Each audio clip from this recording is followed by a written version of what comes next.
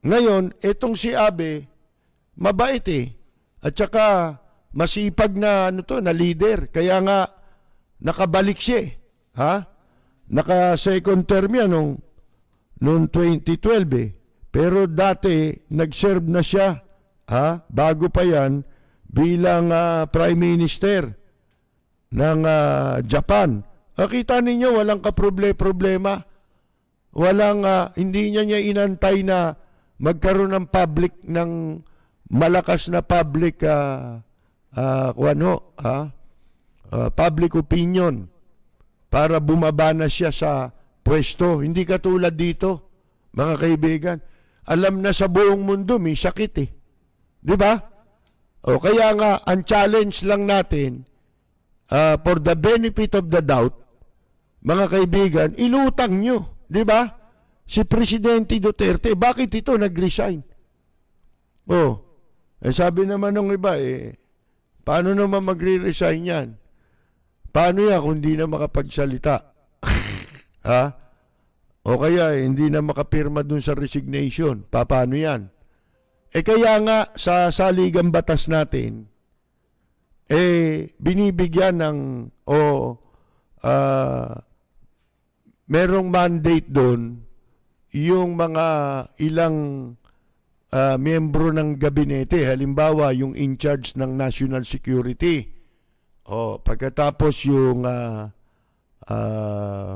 in charge ng foreign relations, pagkatapos chief of staff ng Armed Forces of the Philippines, ang dapat merong access,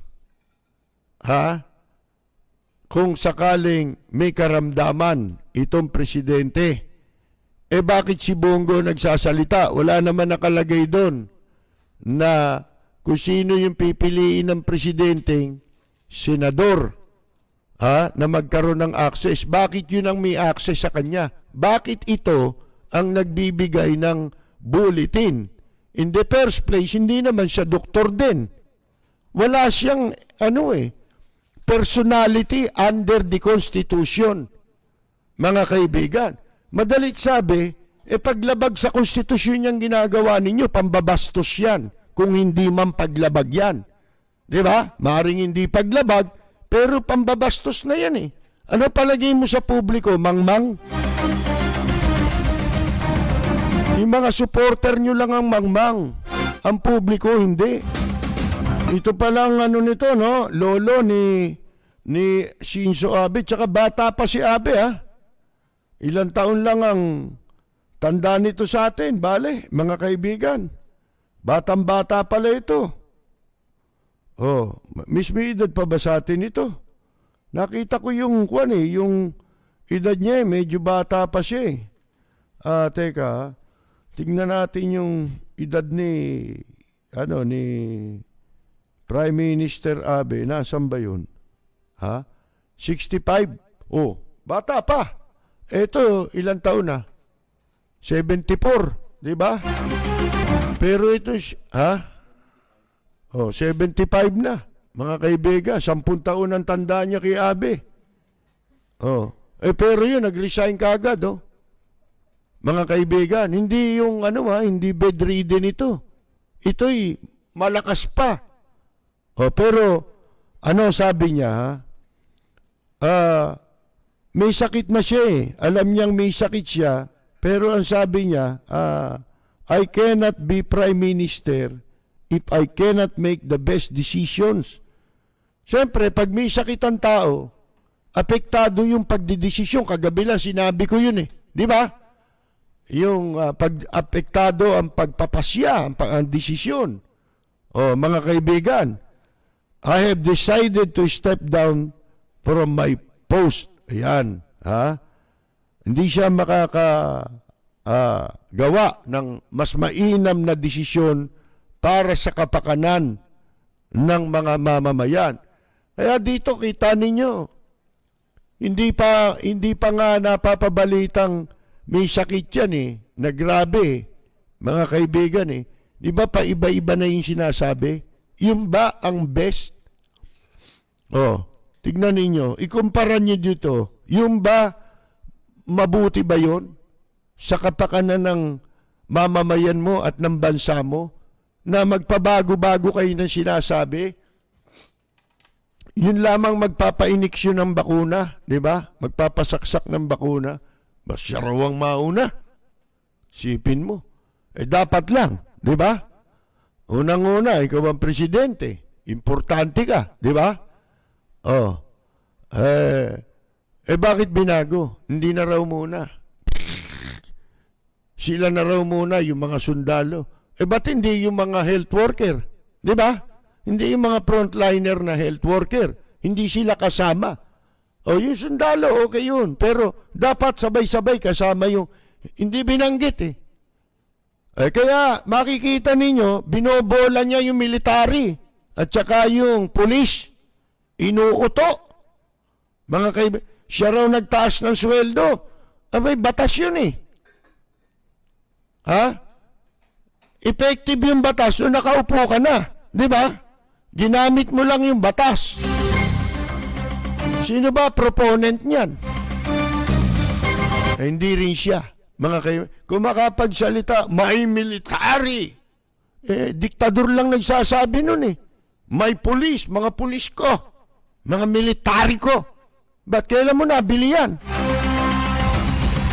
Ano yan? Private property mo? Lahat na lang kung ituring nila private property, pati yung pwesto nila. Hindi nyo nga private property yan, kaya nakita ninyo. Ano sabi ni Abe? Desisyon ko hindi na mabuti. Hindi na ako makakagawa ng desisyon. Siyempre, sabi ko nga sa inyo, meron ng kwan yun mental kwan yun may apektado ng mentalidad mo ng isang tao, di ba? Kapag ikaw meron kang medyo mabigat na karamdaman, yun agad ang immediate na resulta nun. Natural yun. Di ba? Natural yun, mga kaibigan. Dahil kung hindi ka maapekto, hindi ka tao. Natural yun eh. So, pagka ikaw, medyo magulo na isip mo, makapagdidesisyon ka ba ng tama? Hindi. Kaya, nagpapabago-bago ng desisyon. Di lalo na kung, baka, sabi nga baka kaya ayaw mag-resign, hindi na makapagsalita. Pati yung resign na ako, hindi niya na masabi, tsaka yung pipirma ka Tapos yung pipirmahan mo, dadali na sa Kongreso at sa Senado yun Di ba? Mga kaibigan, ganun ang proseso dito tapos sasabihin nila, kesyo, hindi raw pinalilitaw niya, walang malinaw na sinasabi sa batas, kung paano isasagawa yung nasa konstitusyon. Sabi niya, hindi raw siya required by the Constitution to disclose any serious health problem he might have. Mga kaibigan. Siyempre, magdi-disclose niyan. Yung mga sinasabing tao ron, sila magpapatunay. Hindi ba? Na tama yung sasabihin ng doktor. Ganun kasi, ano lang yun Common sense lang yun Absent yung wordings na yun sa provision ng Constitution, pero hindi sinasabi ng Constitution na hindi ka required. Hindi ko mo sinabing absent yung required ang presidente na i-disclose o ipahayag, isiwalat ang kanyang kalusugan, mga kaibigan. Hindi ibig sabihin nun hindi ka na dapat mag-resign, di ba? Meron sinasabi, kailangan bigyan ng access yung tatlong sangay ng national security, ng armed forces, chief of staff, pagkatapos yung foreign relation, mga kaibigan. Ba't si Bongo nagsasalita? Ha? Bakit walang access yung tatlo? Para ma-disclose. Paanong malalaman? Paanong ma-disclose? Paanong maipapabatid sa bayan, katulad ng sinasabi sa konstitusyon, kung hindi nyo sinusunod yun? Nakabuntot sa iyo si Bongo eh. Yun ang nagsasabi, wala naman siyang personality sa batas. Sa saligang batas. Ito namang si Boy Finger, mga kaibigan, nakita ninyo, sumirko na eh. Alam nyo, magbasa kayo ng mga galawan. Iba na galawan ngayon. Although nakapaglalambitin sa pwesto, mamaya, tanong nyo sa akin, ano ang mga dahilan kung bakit iniiwasan nilang i-disclose, maisa publiko ang katotohanan, na lalong nagpapalakas sa hinala ng marami na maluba karamdaman yan. Bakit anya kung talagang malubha ang karamdaman yan eh? Bakit siya nakakapaglabas ng video? Inamin naman nila na nakatape eh. Hindi ba? Kung ano-ano nga pa nga sinasabi ni Roque, buol-buol eh. Sabi niya kaya raw ano raw yun, in between, ibig niya sabihin, in between nung cabinet meetings, nagre-record. Cabinet meeting, magre-record. Cabinet, tapos, nang mag-record, cabinet meeting. Ano yun? Anong katarantaduhan yung Roque? Alam nyo, ako sabi ko nga sa inyo, nagbabaying time sila eh. Hanggat ang mamamayan, kita ninyo, wala tayong kalakas-lakas. Walang halaga. Ang public opinion sa kanila, sa mga politiko. Lahat na ngayon. Bakit? Bakit sa Japan, hindi pa nananawagan yung publiko, ginagawa na nila kung ano yung dapat nilang gawin. Kamukha ni Prime Minister Shinzo Abe. Di ba? Nag-resign na kaagad siya. Ba't hindi muna niya inantay na sumigaw yung tao, magalit yung tao? Hoy, makapalba mukha mo, bumaba ka na dyan. Ito sinasabi na sa kanya pagka nakita nyo nga yung mga lumalabas na larawan medyo gigisawang ka rin Kung ano-ano na yung lumalabas na larawan Nakalagay sa kabaong, merong kung ano-ano nakasaksak sa mukha, di ba? Yung mga aparato, mga kaibigan. Ngayon, nagbabaying time yung mga sinasabi natin para mapatagal nila yung pamamalagi nila sa pwesto.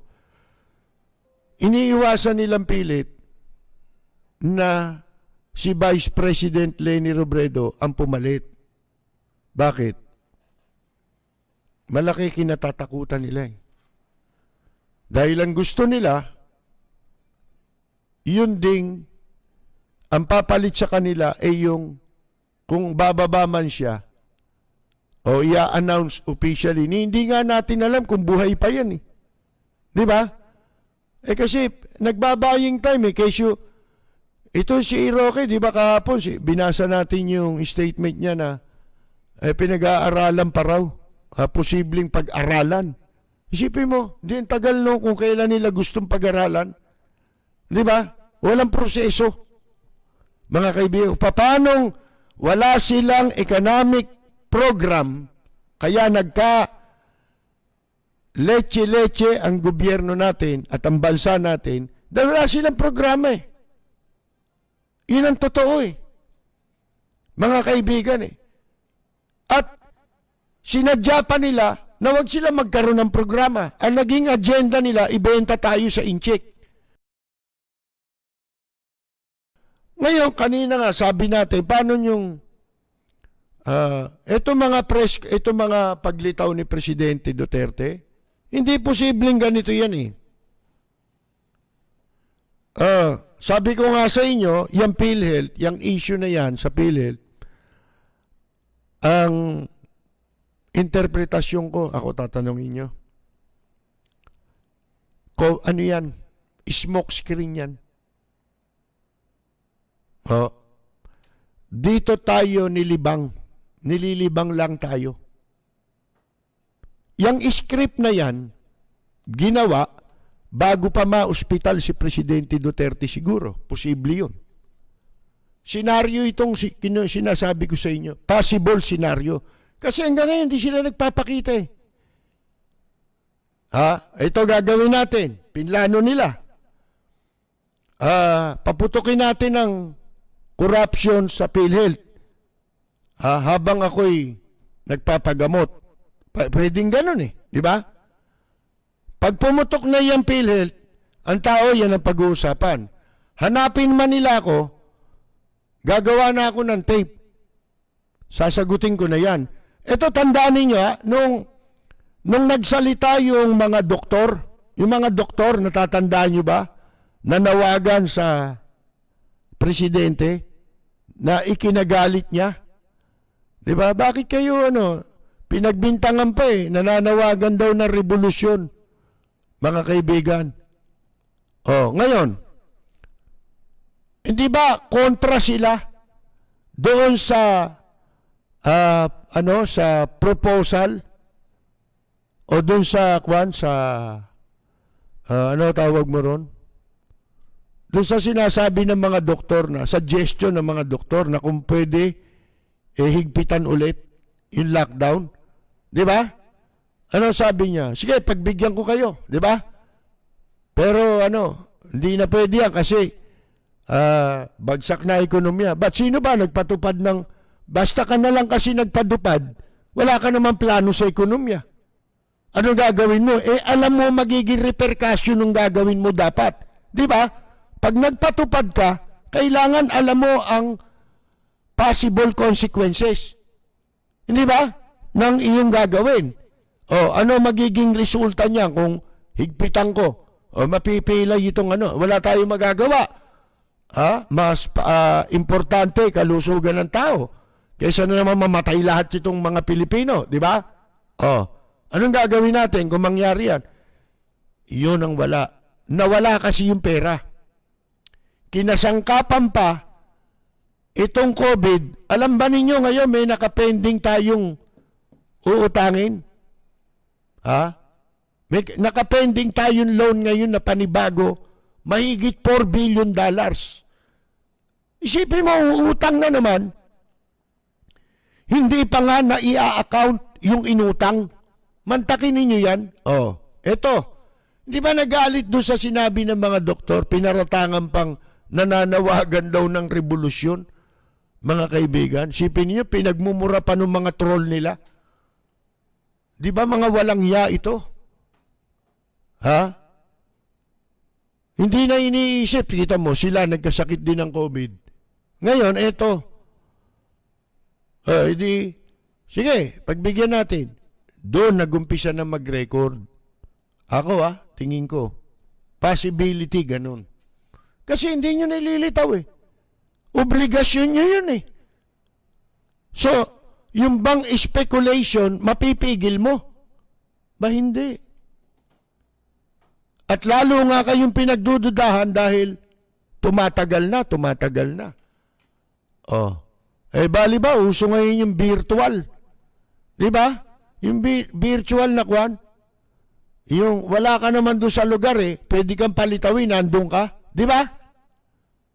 Di ba ginagamit sa news ngayon yan?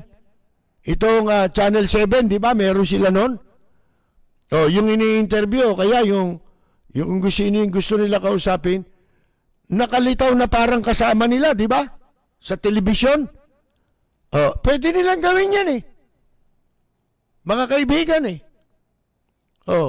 Ang virtual doon, itong mga kausap niya kunyari. Pero sa katotohanan, siya lang mag-isa yun. Hindi ba? Itinape na yan, Ito na kasi sumunod niya yung unang labas niya, di ba? O luluwagan na raw ulit, di ba? From MECQ to, ano to? Ano tayo ngayon? GCQ, di ba? Oh, after 2 weeks. Tsaka lang nila nilabas yung tape. Pero, nung dinesisyon ng higpitan, ginawa nila yung record, ito na yung record para sa GCQ. Oh. Mga kaibigan, yun ang pwedeng possible na senaryo. Hindi man yun eksakto o kaya hindi man talaga ganon, pwede mong i-justify yung iyong pagdududa kung bakit hindi nila mailitaw. Walang preno kung bumatikos. Malalim at makatwirang komentaryo. Mag-ingat ang mga politikong gumagawa ng kalokohan at baka kayo ay tamaan ng Rapid Fire! Sa ibang bansa nga napapanood naman yung sa pelikula yan kaya ginagawa sa pelikula, nakabase sa katotohanan. Di ba sa Amerika, pagka may ganyan, alam nilang, ang presidente medyo tagilid, sinisecure nila kaagad ang seguridad ng, sinisiguro agad nila yung seguridad ng Vice President.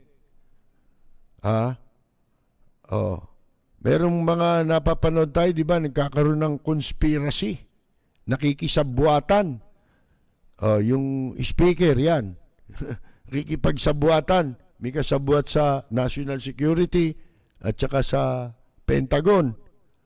Sa pelikula to papanood nyo yun. Pwede mangyari yan Kasi dyan sila nagbabase, mahilig sa pelikula to Itong mga kasama ngayon ni Presidente Duterte, puro hilig nito sa pelikula. Mga baduy. Palibasa, mga kaibigan, mga probinsyanong pag nakakita ng artista, akala nila babaho ng buhay niyang hindi naman sa paghahamak. Di ba? Napakarurumi ng tunay na buhay niyan. Sipin ninyo. Kaya pala si Philip Salvador, tatalaga raw na ambasador sa Laos kasi Laos na. Sipin mo, mga kaibigan. Hindi Laos yun. Ang tawag pala ron, Lao.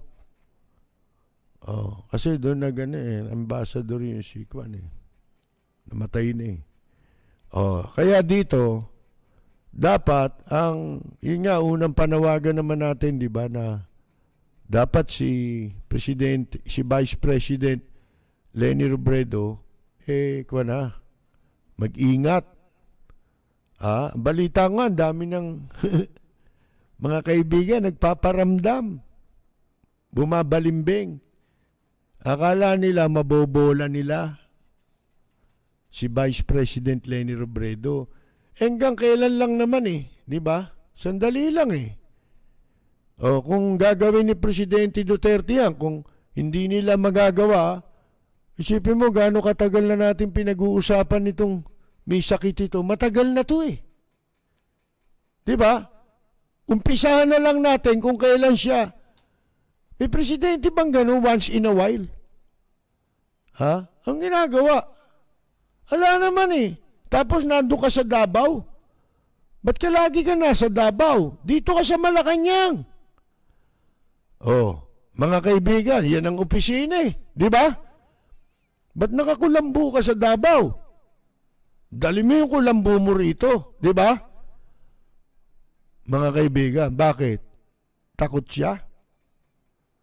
Sa Malacanang? Pag takot ka, di ka nga pwedeng presidente. Doon pa lang, di ka na kailangang magtagal eto Pagka mga susunod na linggo, wala pa yan. Ako, nababasa ko na Meron ng mga nananawagan, mag-resign ka. Di ba nakakahiya yun? Kailangan pa ba sabihin sa yun? Ito kusa Si Abe, kusa. Kita mo, ang mga sinasabi ng tao Pag napanood nyo yung video, kanina may nag-share, kaya lang nawala kagad eh.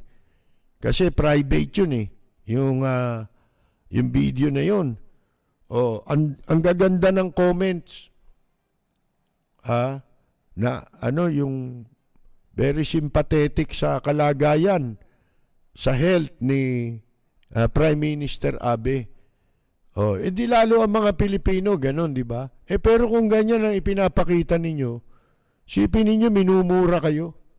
Paano kung totoong may sakit ka na talaga? Di ba? May sakit ka na, minumura ka pa. Oh, bakit? Binababoy na ninyo, lumalabas, di ba? Kasi hindi kayo sumusunod sa batas. Kung talagang malakas pa yan, lumutang siya.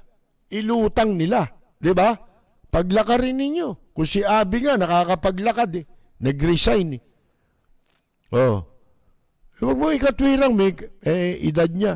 Hindi eh. Ang pinag-uusapan dito hindi edad eh. Ha?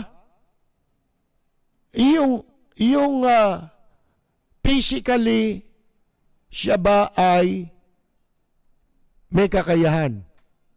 Mentally, kung wala ka ng kakayahan physically, kasunod na yon. Mentally, hindi ka na rin pwede. Di ba? Oh, mga kaibigan, hindi ka na pwedeng manungkulan. Oh, hindi pwede, nakaupo ka lang. Di ba? Papakita nyo, props. Hindi namin alam yan eh, kung kailan mga nai-record yan eh. Diba? Especially ngayon. Hanggang hindi nasasara yung mga plans for prostitution na yan, hindi namin titigilan yan eh. Ako, wala sa akin, maski front page ako. Ganap ako, likas sa loob ko, buong puso ko'y pagkakaloob ng sarili ko, 10 kasamahan ko sa ermita. Itataguyod namin ang sarili namin pagkain.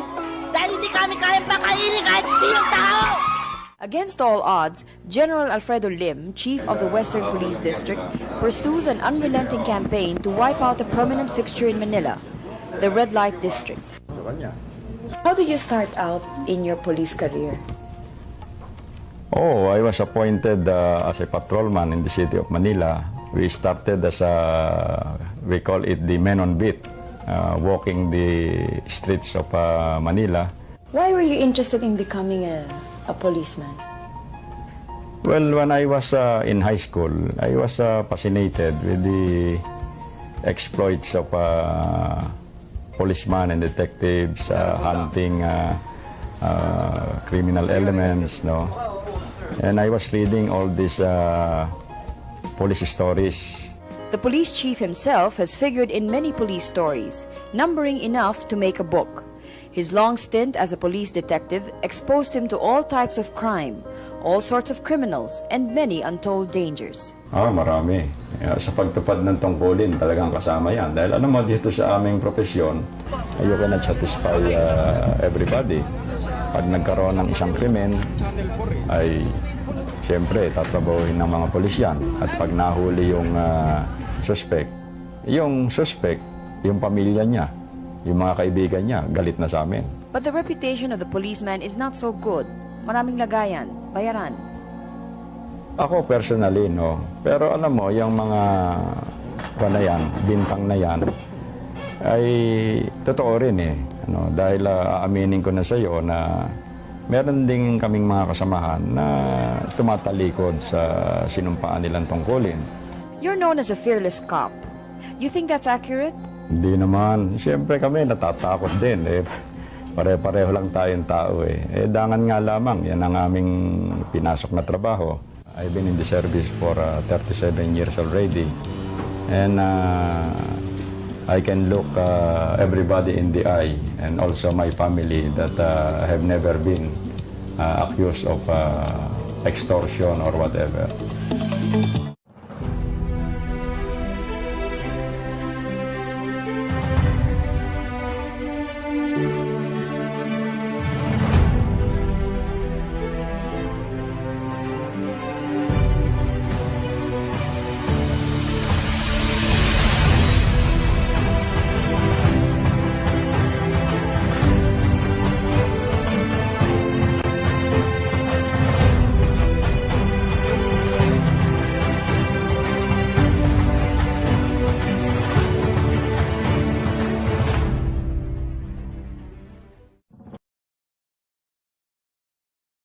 At binabati natin ang ating mga katropa, Arlene at Mon Barrias ng Amsterdam sa Italy, si Joel Diaz at si Carolina Luge. Sa Japan naman, sa Tokyo, si Jorge Beichong at si Yula Sotelo, nandyan din sa Japan. Ella Samson Albiar, Rosita DC, Carmela Torres Balcos, Carol Torres Briño, Susana de los Santos, June Di Valencia, isang singer-actor sa Guam, si June Gases, original vocalist ng Abracadabra. Sa Guam din si Walden Kihanberry at ang pamilya niya na pawang mga musician. Si Kamaita Basilio, Kaani Flormata Saludes, Kaenyang Mina, si Andres Bonifacio, si Raul Villanada, Sally Pascual Ronyo ng Canada, happy 32nd anniversary. Anniversary pala ni Sally Pascual Ronyo at ng kanyang husband.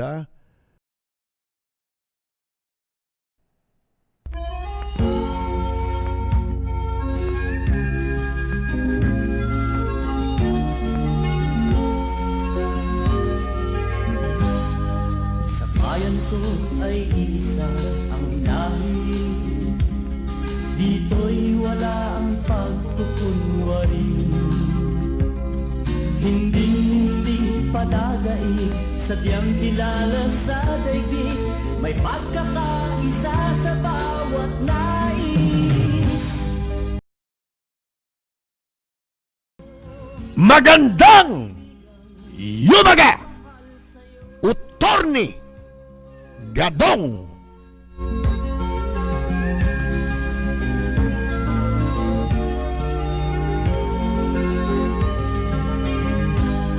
Ang bayan ko'y punong-puno ng yaman, bakit ito'y kailangan pang iwanan?